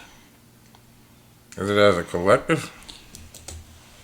Like, well, family, and if you have a dual income, or if it like my daughter is in school off of just my income, okay. So I don't make no goddamn $100,000 a year on paper. No, so she can get free tuition. I just wanted to clarify it, because damn, both parents ain't making over 100. Fuck. Yeah, so if both parents ain't making over 100, then the kid gets free tuition. If both of y'all making over 100, then y'all gotta pay. Yeah. But if and it looks like, it sounds like they're just trying to do something to adhere to this crazy wage gap going on in our country. You know, these stupid motherfuckers that's coming up. Mm-hmm. Cause it's a lot of dummies. Yeah. So and you know the wage gap in our country is so crazy right now, bro. There's like no middle class. No, just you either poor or rich. So basically, what they're saying is, if y'all make over $100,000, you can afford to pay us. Yeah. If y'all don't, come on over here for free if you get accepted. Right. You gotta take these tests, though. You gotta take these tests, because we're not just gonna be letting nobody in here burning up this shit for no reason. You gotta be qualified. Take these tests and sit on the couch. But I mean, that's dope though, because that kind of give. Because there's a lot of motherfuckers running around this bitch smarter than the motherfucker who ain't get the shot. No, they ain't a chance to do it. Because motherfucker couldn't afford it. So if that's the case, I mean, you know, it's dope. Shout out to the University of Texas. I think a lot more institutions should fall in line with some shit like that. They probably about to. Yeah. If motherfuckers can pay, make them pay, man. But if motherfuckers is out here, because this goddamn, I know some niggas from our walks of life with some impressive intellect. who could never afford to go to college. Man. And niggas is smart than a bitch with a public school education. Niggas just smart. That's it. Yeah. The world is fucked up. Yes, it is. But with that being said, man, that was all the currency I had, man. So now it's Florida Man? Is that what it is? Yeah, it's Florida Man. I am floating. It's kicking in. It's been too long. Yeah. Also with the UMG shit, he's accusing them of paying a radio station to promote songs, which is payola, which is illegal. Ain't that legal? It's illegal. Oh, it is? It's called payola. You're not supposed to take payola. Most people do. Sound like something that would be legal. Payola. Mm-hmm. Need to meet somebody named Payola. Drake trying to hit him with the RICO. Drake is accusing UMG and Spotify of violating the Racketeering, Influenced, and Corporate Organization Act, the RICO law, as well as the NY Disorderly Business Act and the NY False Advertising Act. It's crazy. Yeah. Sue their ass, Drake. Now, don't go suing Kendrick because that nigga ain't your ass alive. But if they play dirty games and try to get you out of there like you said they did, nigga, so you the one of the only artists that got enough money to do it. Yeah. Okay, good. Yeah. Because I'm pretty sure they play dirty tactics like that with a lot of people, but a lot of motherfuckers ain't got the money to say nothing about it. Do nothing about it. Mm-hmm. And they locked in, so now you're just a slave. Yeah, you got that money, nigga. Go ahead and do something about it, nigga. Do our bidding. What we going straight into? Huh? Florida Man? Uh-huh. I be forgetting the order sometimes when I get a little too drunk. I must be feeling like you. How many of them motherfuckers you got? I got 2. I got 2. I got 3. Okay. One's a doozy, though. I'm going to say that motherfucker for last. You want me to kick it off since you got 2? Go ahead. Okay. Well, the first one, Netflix has been a big deal in this motherfucker tonight. But, this nigga, Netflix is under fire after the streaming was all fucked up. Yeah. The streaming experience during Friday night's fight highly anticipated Jake Paul Mike Tyson fight, and the widespread complaints about buffering and glitches disrupting the event. The frustrations from fans has now turned into legal action as a Florida resident, Ronald Blue Denton, filed a lawsuit against the streaming giants alleging breach of contract. It is. It is. And that's it. He filed it, and we're waiting to see what happens. Nothing. We'll see. I know, but of course it's a nigga from Florida named Blue. Benjamin Buford Blue. They said, nigga, I'm about to sue these niggas. This one is weird. I call it I Survived. It's the luckiest person in the world. The Florida man survives 30-foot fall. Jesus Christ. And 100+ bee stings. Jesus. What type of nigga is he? He's the luckiest man alive. Clearly. It says a Florida man walked away with no broken bones or serious injuries after being attacked by a swarm of bees and falling nearly 30 feet off a bucket truck earlier this week. Oh, I thought he was on a hill or on a mountain or something. He was in like one of them, like the utility buckets. Utility bucket. John Christian shared his remarkable story with reporters, telling them that one of his doctors said he may be the luckiest person in the world. He was completing a post-hurricane tree trimming job in Citrus County Wednesday when he suddenly hit a beehive. And they got on his ass. Yeah, he was still several feet higher than the roof next to him as the bees started swarming. He says, they just came straight up at me and I couldn't get them off of me. Amid the chaos, Christian said he accidentally hit a switch, trapping himself in the bucket of the truck as the bees keep stinging him. He says somebody said jump, so I took off out the side of the machine. Damn. Out of here. I fell 30 feet and hit the roof. God damn. Damn, you fell 30 feet and still hit the roof? Damn. So I fell 30 feet and I hit the roof and rolled off the roof to the ground. Oh my God. And them things just kept coming at me. He should have jumped in the pool. Said the rest of Christian's crew from all Florida Land Services pulled him away from the swarm and rushed him to the hospital. Despite being stung more than 100 times and suffering a steep fall, Christian, who has had a bee sting allergy since he was a kid, Jesus Christ. Yeah, he was perfect. This gets more amazing. I'm thinking it's like my girl. Yeah. He's been damn near. Yeah, bee sting allergy since he was a kid, practically uninjured. Said I had no broken bones, no internal bleeding, and whatever they treated me with at the hospital, it's a miracle because the swelling went away. Well, they just gave him some shit. It says, but I don't give a fuck about that guy. But even nigga, 100. Yeah. He says he was grateful to be alive and thankful that his co-workers quickly removed him from life-threatening situation.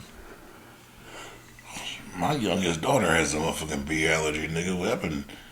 I got an EpiPen in my bathroom right now. We gotta keep them anywhere where she frequents, because it's like heavy. Yeah. Anywhere where she frequents often. So my house, her mom's house, our parents, both of our parents' house, grandparents' house, we have to keep an EpiPen. Right. And we had to get trained how to use the damn EpiPen. Yeah. Because her bee allergy is crazy. Where's the best place to Die. The thigh? Like the adrenaline boys.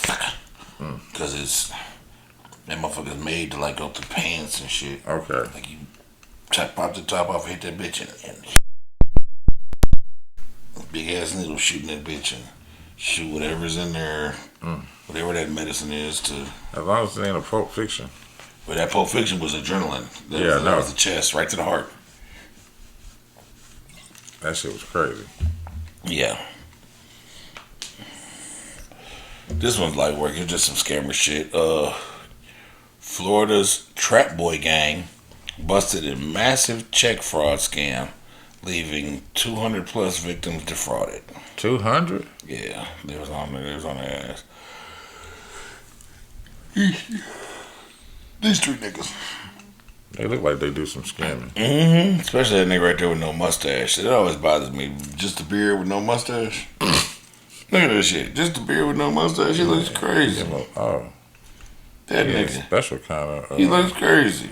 Special kind of predator. Yeah. And Mr. Bareface right here looks like he's a pedophile, but I ain't gonna talk about all that. Right now we're just scammers. So, the members of the Trap Boys gang have been arrested in a sweeping check fraud conspiracy that defrauded more than 200 individuals and businesses in Florida from July 2021 to November 2023. The operation involved altering checks, stealing identities, and setting up fraudulent accounts. The investigation, labeled Operation Spin Cycle, began to unfold in June 2022 when Polk County deputies responded to an incident at a gas station. Authorities apprehended Tyler Jacob, a convicted felon and known gang member, who was found with a handgun, ammunition, counterfeit checks, and 27 debit cards and other people's names. The personal information stolen from vulnerable individuals. A search of his computer uncovered check writing software and further evidence of fraud. And then that nigga got to telling, and then everybody else got apprehended. So he got to telling? Yeah. And now them niggas is all in jail with no bond holds and things of that nature. That's fucked up. Yeah. Yeah, it is. Well, at least they didn't run out of the seafood place and leave his phone and come back and get it. Man. You see that? Alright, wait till you see that one. These motherfuckers try to dine and dash. Left his phone. Yeah. Tried to come back. Did come back. Hey, y'all leave a phone here? Check this out. This how I'm gonna give it for them on the smoothness. I hate what they did and how they did it with so many damn people. So it was like 4 or 5 people. Enough to fit in the sedan. Okay. They get their food. They ask the waitress, "Can I get a refill?" Okay. So she takes the cup to go get the refill, you know what I'm saying, instead of bringing him a new one. They cut out. As soon as she turns her back, they all get up and walk out. They done parked in the back of this parking lot. They get all the way out to the car. One motherfucker remembers he forgot his phone. He walks back in. The chick is, by this time, done figured out what had happened. Yeah. She's irate. She done went over to the table, did her little crying, whatever. Throw the fit. As she's walking off away from the table to go tell somebody, dude comes back in the door, walks right behind her, gets his phone, and walks right the fuck out while everybody's just sitting there just looking. And he walks right back out to the car. Oh, no. All the way to the back. They didn't even pull around to the front for this nigga. Oh, no. They waited for him to come all the way back. They got away, but they gonna get caught. Damn. This one is I Spy. I spy with my brown eye. Florida man who spied on Verizon for China gets 4 years in prison. China. It says a former Verizon employee who fed information to Chinese security agents about his employer, Chinese hacking operations, and pro-democracy activists living in the U.S. was sentenced to 4 years in prison on Monday. Ping Li, 59, pleaded guilty earlier this year to conspiring to act as an agent of China going back to at least 2012. His sentencing comes as the U.S. cybersecurity community reels from a Chinese hacking operation that U.S. Senator Mark Warner, the chair of the Senate Intelligence Committee, recently described as the worst telecom hack in our nation's history by far. The operation, which compromised Verizon and other telecom giants, targeted politicians including Donald Trump and Kamala Harris, and may have given the hacking group Salt Typhoon, which is linked to China's Ministry of State Security, the MSS, access to some victims' call audio and text messages.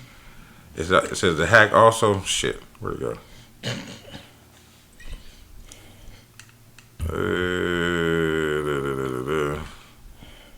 What the fuck? I lost it. Hold on.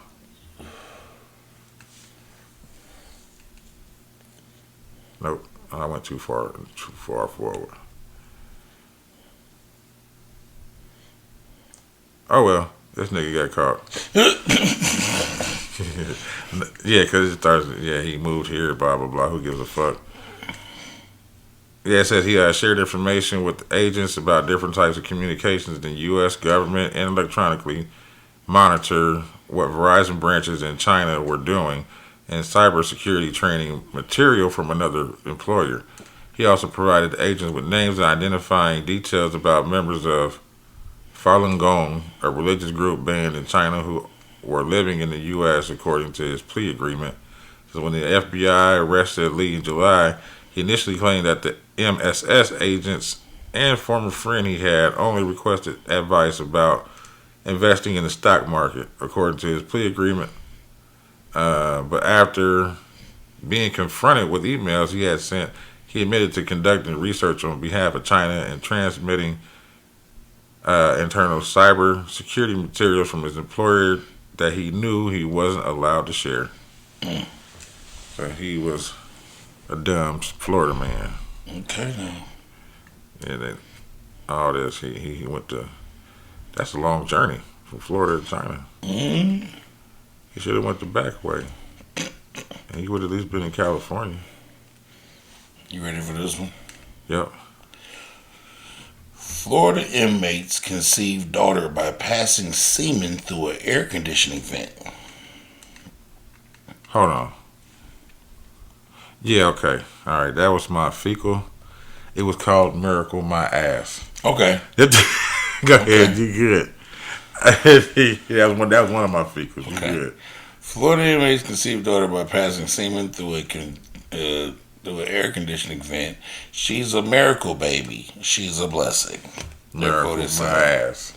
2 Florida inmates are expecting a daughter together after conceiving through some unconventional means. Yeah, hey, I got to hear this shit. According to a place we won't say, inmates Daisy Link and Juan DePaz described their daughter as a miracle baby after Link became pregnant without ever meeting DePaz in prison. Link, who is charged with second-degree murder after she allegedly killed her husband, reportedly told her family that she became pregnant after DePaz passed her semen in a plastic wrap through an air conditioning vent. Link described the details of the relationship started by speaking through the vent. After sparking a romantic relationship, Tepes reportedly expressed his desire to become a father. So they devised a plan to have a baby. Together, saying that he put the semen in a saran wrap every day, like 5 times a day, Yep. for like a month straight. Ugh. Yeah. After Jesus Christ, he would kind of like roll it up, almost like a cigarette, and he would attach it to a line that he had in the vent and would pull it through. Link said. From there, I had placed it inside. You know, the yeast infection applicator. Wow. Yeah. I placed it inside of there, and from there, yeah, I administered it. Ugh. And that was miracle my ass. Yeah. That's nasty. Nigga, what? That's nasty. That's like just think about that. You gotta tell how you was conceived. I was conceived through a vent. Yeah, cause you're not even a test tube baby. You're a saran wrap. You're a saran wrap baby. That baby gonna come out with all kind of carcinogens and pathogens on it. Yeah, nasty. That's just nasty. That's nasty. They crazy. Now they crazy, but they ain't no miracle. That is not no miracle by far. That's gonna be a hell spawn. Yeah. The Antichrist. Nah, real coming. She in there for murder. He in there. What was he in there for? He didn't say what he was in there for. Shit. Nasty. He didn't even say what he was in there for. Well, that was did you have another? No. That was your third one? That was my third one. Okay. That would have been my third one too. Yeah, it's called Crazy Cum Couple. C. Yeah. Crazy Cum Couple. C squared. Yeah. No, cube. Excuse me. C cubed. Now is it melanated time? Yeah, if you got one. I got two. Cool. Got two. The first one, here he is. Black Girl Magic. 12-year-old Inaya Shakuridi raises $11.5 million for her air filtration invention. She got a Kwanzaa name. Yeah. She's proven that big ideas can come from the most unexpected places. At just 12, this young innovator landed an $11.5 million fund. Later, $11.5 million to fund her air filtration system that fights viral illnesses like COVID-19. With her classmates at Commodore McDowell STEM Academy, the scientists from UConn, scientists from UConn University, she helped create an affordable air filtration system using simple materials like furnace filters, cardboard, and duct tape to create a functional and effective filter that will capture that shit in the air. How that cardboard and what? Stuff. Typical shit, cardboard, material from pre-existing furnace filters, and shit like that. She created a super filter somehow. Okay. That actually works. That's what's up. And they're patenting it and her shit, and she's got $11.5 million to fund that shit. That's what's up. Yeah. Can I borrow $5? Skin the burger. Cheese on mine. Cheese on mine. That's not a burger. And my second one, yes it is, bitch. That's exactly what that is. My second one goes to Cat Williams. What's going on? What he done did? Cat Williams reportedly buys former Alabama military base to launch his own movie studio. That's what's up. Cat Williams just purchased an 117-acre property with over 30 buildings, and 3 million square feet of indoor space. Jesus Christ. To create his own film studio in Alabama. That's what's up. So first of all, shout out to Tyler Perry for letting you niggas know it could be a real thing. And then shout out to so far 50 Cent and now Cat Williams for applying the blueprint and taking some ownership of this shit. That's true. We create too much shit. And them niggas is going down south. They buying up some of this motherfucking cheap land and they creating jobs and all types of shit in these communities while doing good shit. You know, 50 Studios in Shreveport, Yeah. Shreveport, Louisiana. Tyler Perry's is in Georgia, Atlanta, Georgia. And Cat Williams is going to be in Alabama. That's what's up. Yeah, he bought all of that. Yeah, that's dope. Yeah. That's gonna be cool to the motherfucker. Yeah. You got in very much smaller scale, but still following the blueprint. Kev on Stage. Yeah. He did the same shit. Yeah. Same blueprint. I've been following him ever since I got on him in 2019, I think. Yeah. He did the same thing, did the same blueprint. I just seen Tony Baker in the movie. Did you? He's in Michael Jai White's movie. Okay. Johnny Black, the outlaw Johnny Black. You know what? He is in that. Yeah. Because I've seen that movie. He's the sheriff. But yeah, shout out to, first of all, I ain't no big Tyler Perry fan, but you gotta give Nah, credit where credit is due. Dude, that nigga gave you niggas the blueprint and showed y'all it could be possible. Remember, he started out sleeping in his car. Yeah. So, I mean, And sometimes you gotta sleep in your car. Well, sometimes, yeah, absolutely. But sometimes you just gotta be awakened to the opportunity. That's it. And be able to take it. Well, to even know it was a thing. Right. Like, I say it all the time, like, agree or disagree with Obama's politics. Our kids grow up knowing a black president is a possibility. Yeah. It happened. Agree or disagree with anything that happened while it was there. No, that's straight. It That's happened. Straight. It did happen. We didn't grow up with that. Nope. We grew up hoping to see one. Yeah. We did see one. We did but see we one. grew up hoping the whole time, hoping. They grew up knowing it's... No, that happened. I can do that. It already happened. It's possible. I can do that.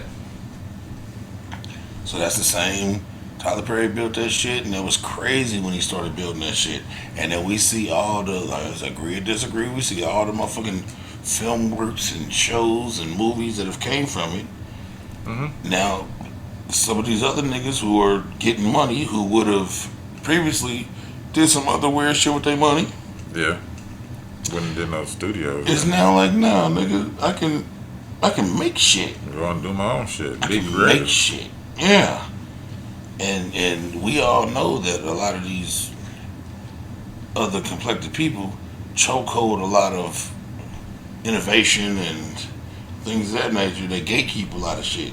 So if motherfuckers is about to get out here and like really make their own studios and shit, Just gotta go out here and do it. yeah. And then let's not, I mean, you talking about some of these smaller towns and things that they're just struggling like that. These niggas is building that type of shit right there, about to pump all types of money into these places. Hell yeah. And give a lot of people opportunities that never had them before. So shout out to Cat on this one. Shout out to 50 on the last one. Yeah. Shout out to Kevin on Stage on the time before that. And shout out to Tyler Perry for Being the pioneer. yeah. And shout out to Oprah for planting the seed and everybody. She's the first one on networking on that. Miss Oprah. Yeah, on. Oh, you might want to check that Bachelorette. Unless you did something when we was I on think break. we straight on that one. Okay. This one got a little better situation than the last one. Cool beans. So we should be straight. Shit. Oh, that was both of them? Yeah. Okay. I got Yeah. fecals. That's all I got left. Yeah, that's all we both got left. I got two. I got two. This one is the toddler with dogs. Mm. I don't know why these women keep doing this shit. A mom left toddler home alone with two dogs so she could travel out of town to visit a man she met on a dating app. Jesus Christ. A Texas woman was recently arrested after she intentionally left her 16-month-old child alone to travel out of town to visit a man she met on the dating app. Reese Louise Myers, 25, stands accused of one count of abandoning or endangering a child. The incident in question dates back to the middle of the past summer. The defendant was finally arrested near the small city of Barstow in the Inland Empire region of Southern California. Damn. On a fugitive warrant earlier this month. She just made her way back to Texas this week. Late in the morning of July 28, police were called to an apartment on West Hallmark Avenue in Killeen, a large city, blah, blah, blah, to check on the welfare of a child. A spokesperson for the officers were told that the child was hanging out near a broken window and an aggressive dog was trying to attack the child. Upon the officers' arrival, they observed a child protruding from the window that was repaired with a plexiglass sheeting and cardboard. It was not shattered. Inside the apartment, the child was found alone wearing a t-shirt and nothing else.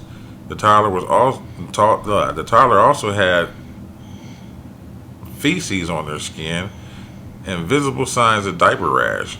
The officers conducted a sweep of the apartment and it showed that the child was alone with the exception of two dogs. Officers contacted the mother of the child, who advised that she was currently in San Antonio and had been there since the day before.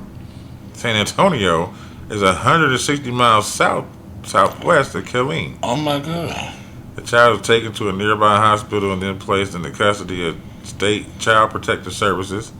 When the police called Myers, she allegedly said she had traveled to the Alamo City to visit a man she met on Hinge. The mother allegedly went to tell police that she left the child with the babysitter she met on Facebook.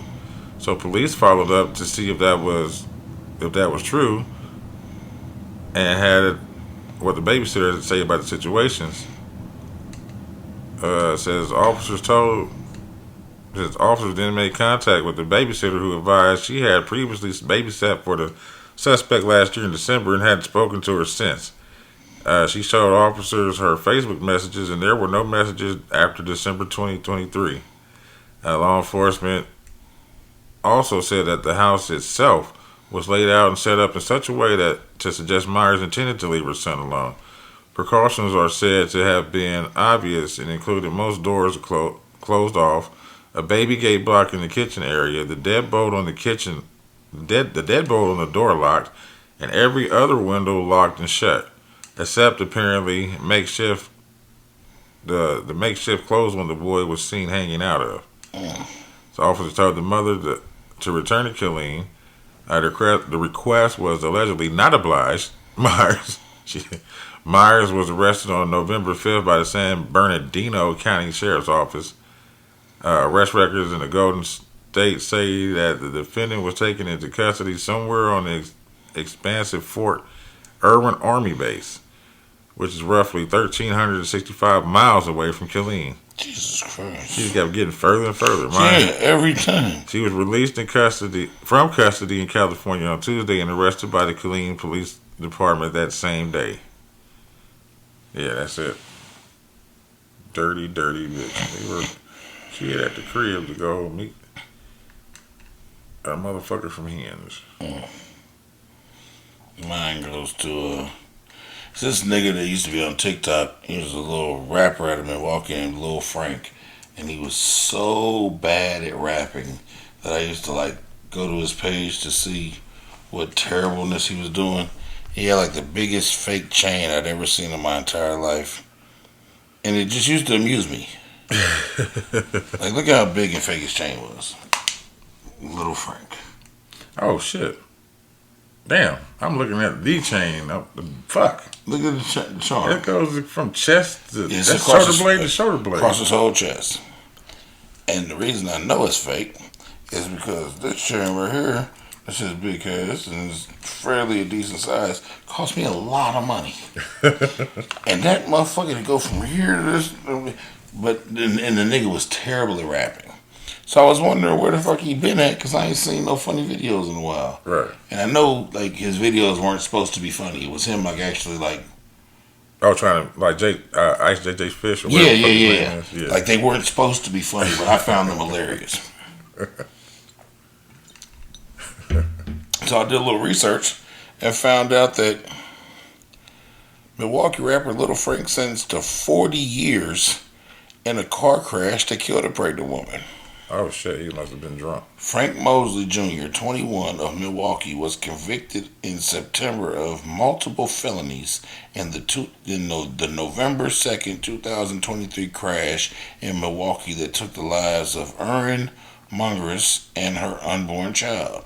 Prosecutors said Mosley led police on a chase for not having a license plate. The fleeing vehicle at one point hit speeds of 116 miles per hour before police called off the pursuit. Moments later, the officers came upon a crash scene between the BMW and a Toyota that Mungerus was driving. She was 2 months pregnant. Mosley also was ordered to serve 10 years of extended supervision when he is released from prison. Damn. So basically, he took the police on the high speed because they have a plate on his shit. They called off the chase. He kept speeding away, even though the police weren't chasing him no more. Ended up colliding with a young lady who was pregnant, and he killed her and the baby. That's crazy, man. Yeah. So now him and his big ass fake chain is in jail. They can keep him. Yeah. This one's called Take Her. Yeah, Oklahoma mom gave her daughter to drug dealer who took her to Mexico, and 2 photos are all that is left. Damn. Yeah. So the baby just gone? To Mexico. Jesus Christ. A mother allegedly gave her toddler daughter to her drug dealer who took her back to Mexico, where she vanished without a trace. Ashley Rowland, 39, was arrested in October and charged with child abandonment after police in Moore, Oklahoma, discovered the girl was missing since 2022. Jesus Christ. After weeks of searching, all police found was 2 photos of London Kerr as a baby sitting in her chair with Play-Doh smeared on her face. The Oklahoma Department of Human Services was ordered to take custody of London last April, as she hadn't been seen in years, but only found her mother. Rowland claimed that the child was with her father in Georgia, but eventually confessed to more police that wasn't true. Instead, she allegedly told them she gave London to her meth dealer Carlos in April of 22 while she was high on drugs. She said Carlos told her he planned to return to Mexico, and she never saw him or London again. London was 2 years old at the time, and now would be 5. Rowland said she didn't know Carlos's last name and couldn't remember any distinguishing features about him because she was too fucking high. Jesus Christ. She said she could be London's what? She said he could be London's father, but she wasn't sure. All right. Rowland said she didn't give Carlos any identification documents for London, and police have not been able to find any of the girl's records. Investigators searched for her birth certificate, social security information, clothing, toys, or anything else that could help trace her, but nothing came up. The Moore police called in the Oklahoma State Bureau of Investigation to help with the case and appealed to the public for information. Rowland is now being held on a $3,000 bond. $3,000? That's it? Situations like these are heartbreaking and unimaginable, the Oklahoma DHS said. $3,000 bond. That's light. That's light work or something like that. I had to make sure I was reading it right. Was that it? That was it. Texas influencer gets 10 years in prison for trying to hire a hitman to kill 3 people, including a business rival and a social media critic and her ex. Damn. Ashley Grayson, a Dallas influencer and self-proclaimed 8-figure business coach, has been sentenced to 10 years in federal prison for orchestrating a murder-for-hire scheme. The 35-year-old attempted to pay a Memphis couple $20,000 per target to kill 3 people, including a business rival, her ex, and a social media critic. According to the U.S. Attorney's Office for the Western District of Tennessee, Grayson contacted the couple in 2022 under the guise of offering a business opportunity. She later proposed the unaliving during an in-person meeting, offering additional cash incentives for quick action. The couple agreed to the plan, but instead reported Grayson to law enforcement, providing video evidence of her outlining the plot. In the footage, Grayson offered an extra $5,000 to ensure one target, a rival business owner in Mississippi, was eliminated within the week. Damn. To maintain the ruse, the couple later sent Grayson a fake video showing police lights, claiming that they were caught during an attempt to carry out the unaliving. Grayson then paid them $10,000 for their supposed effort. Grayson was arrested and found guilty of unaliving for hire charges on November 24th. She was sentenced to the maximum penalty of 10 years in prison, and she got some probation and things of that nature after she's done. Yeah. Luckily, nobody was actually unalive, but she sure tried it. That's crazy. The ex, though, she threw the ex in there. Yeah. Say, get that business rival. That nigga that's been talking crazy to me on Instagram, get him. And that ex of mine. Make sure that motherfucker is out. It's going down. Going down. 4B, motherfucker, 4B. Going down, down, down, to down. That shit look like a rap on another one. Yeah, 174 down the hole. Uh-oh. What happened? You said 174 down the hole. Yeah. Why'd it go down the hole? A butthole. We out, y'all. Peace. Peace.